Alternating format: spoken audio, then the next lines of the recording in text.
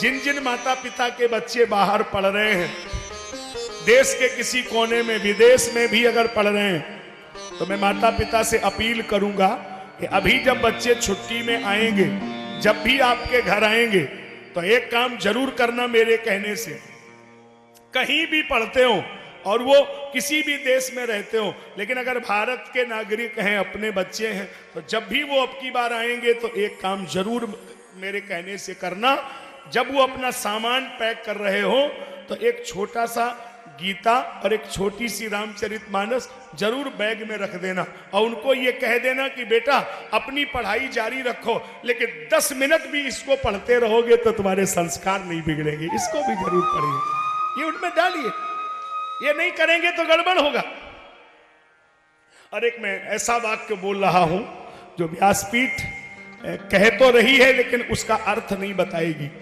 आप पहुंचना, अपना दिमाग लगाना कि हमने कहा क्या।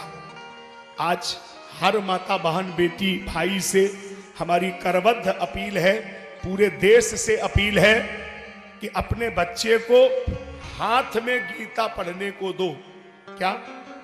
बच्चे को गीता हाथ में पढ़ने को दो।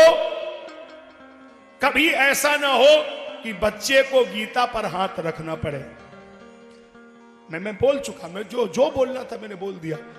गीता हाथ में पढ़ने को दो, कभी ऐसा ना हो कि बच्चे को गीता पर हाथ रखना पड़े। याद करिए, गीता पे हाथ रख के कहां खड़ा हुआ जाता है, कहीं ऐसा ना होने पाए। इसलिए संस्कारों से उसको भटकाइए मत। संस्कार देना आपकी जिम्मेदारी है। मैं केवल कहकर के भागने वाला व्यक्ति नहीं हूं। अगर इस व्यासपीठ से कहता हूं तो उसके लिए पालन भी करता हूं। आपको मैंने अगर बोला है तो आप सबको ये पता है कि हम स्वयं भी संस्कार देते हैं, स्वयं भी हम उस पक्ष में हैं। यहां बैठे हुए लोगों में लगभग 20-30% लोग बैठे हैं जो हमारे पूरे परिवार से वाकिफ हैं।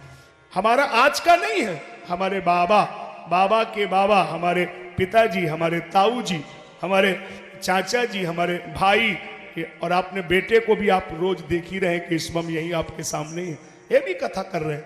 क्योंकि जो हमारा कर्म है वो कभी हमने नहीं छोड़ा, आज भी चल रहा। संस्कार ही तो है, और क्या है, मैं कैसे कर रहा हूं।